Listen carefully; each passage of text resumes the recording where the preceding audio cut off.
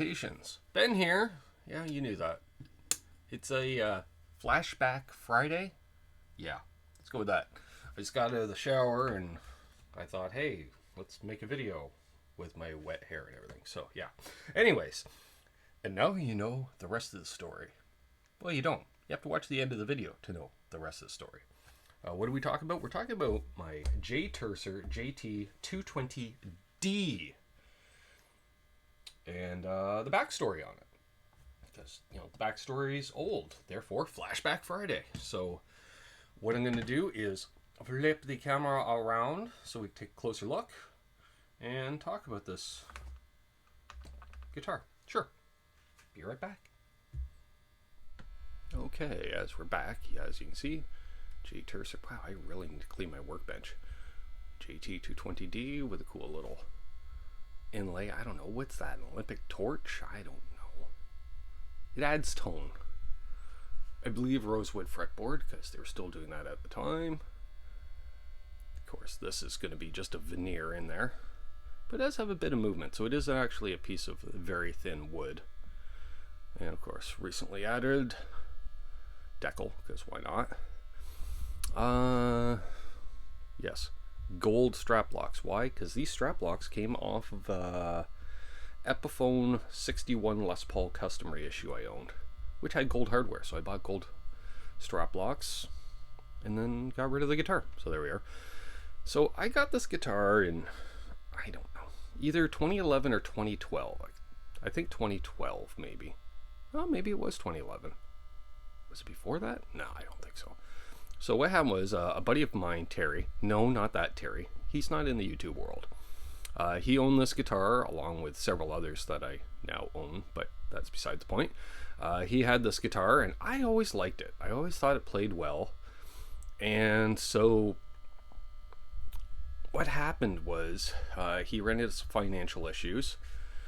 And so I lent him some money. And he started paying me back, you know, of course, that's what happened. But then, unfortunately, Terry had a heart attack. So he was in the hospital for extended stay, couldn't work. And so I said, well, don't worry about it, buddy. You know, when you get back on your feet, pay me back. So it ended up taking about a year longer than he had planned to pay me back. Here, I'm going to flip the camera back around now. Hey, look at that, we're back. I was holding cameras and talking quietly because the microphone was right in the mouth. Yeah, so took him an extra while to pay me back, which, you know, fine, life. I'm always one of those people, if I have the money to lend, I lend it. If I don't have the money, I'm not going to lend it to you in the first place where I'd miss it. So it's okay. So as a thank you for the extended loan, I guess, he gave me this guitar as a thank you. So I got this guitar, like say, I want to say 2012, but it could have been 2011. Fast forward a couple of years, and I had joined the band One Day to Live, I think in 2013. Sure, let's go with that. I don't know. Memory's foggy. And I started playing this guitar in the band because, unlike a standard Lester Paulfus variety, easiest way to show is, you look at the output jack, it takes up almost the whole width of the guitar. They don't do it unless it's... In other words, it's a little thinner than Epiphone or Gibson. So, playing, hey, guess what? Lighter, easier on the old bacular muscles. So that was cool. Used it, like say, a variety of gigs until I picked up a couple of Epiphone Les Pauls that I started using on stage with the band, and this kind of got relegated to third-party status. The other ones were black, and we were playing angry, heavy music, and aesthetics, right? Sure, let's go with that. Then, got hit up by my same friend Terry. Had a couple more financial issues, needed a bit of money. So he asked me if I wanted his white Gibson Les Paul Custom. Yes, that's the one I own. Obviously, the deal went through.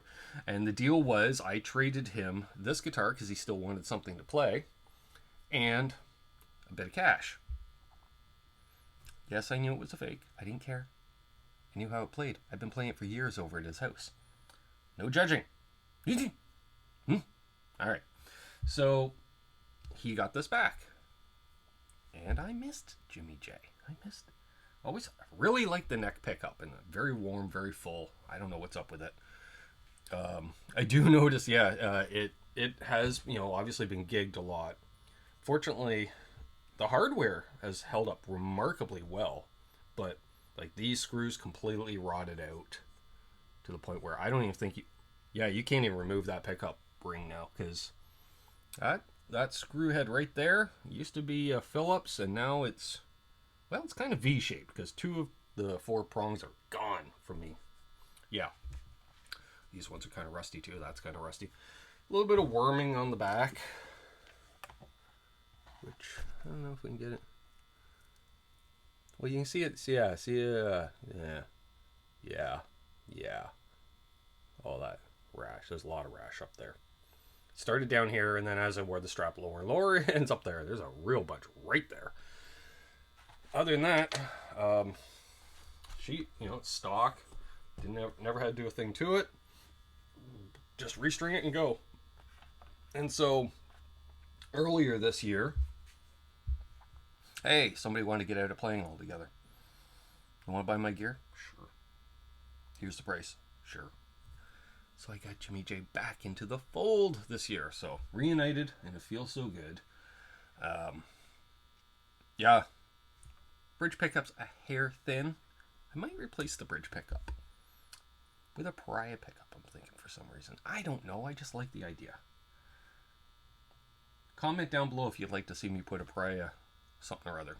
We'll figure out which one together. In there. Well, and maybe not with you. Maybe I'll talk to Pariah and let them recommend. So, there we are. That's the rest of the story. I'm going to use a thumbnail of me playing this guitar, I guess, as the thumbnail. It's amazing how you use thumbnails as thumbnails. So, just wanted to do a little story on Flashback Friday. And now you know the rest of the story. Other than, this was used in One Day to Live. It may have been used in Smile Harder a bit. No, I was playing tellies by that time. That's right. I was back to playing tellies. So I think this was only played in one band, because then I got rid of it by the time I was in the Honey Badger outfit and the Garage Project or Project, depending on who you talk to. So yeah, and this is the strap that was on it for all those gigs. Some pinup girls on it, Levy strap. I still don't know where my other pinup girl strap is. Totally lost it and never used it. And the cool thing is, on the inside of this strap, not that you can read it, that's the lyrics to Day Tripper, because why not? Sure. So there we go. JT220D. Don't know what the D stands for. I didn't ask. They didn't tell me. So, cheers, rock on, like and subscribe and all that fun stuff. And we'll see you, I don't know, if you're watching this on the Friday, tune in a couple of days. I'm doing a live stream. Amanda's my guest. See you, folks.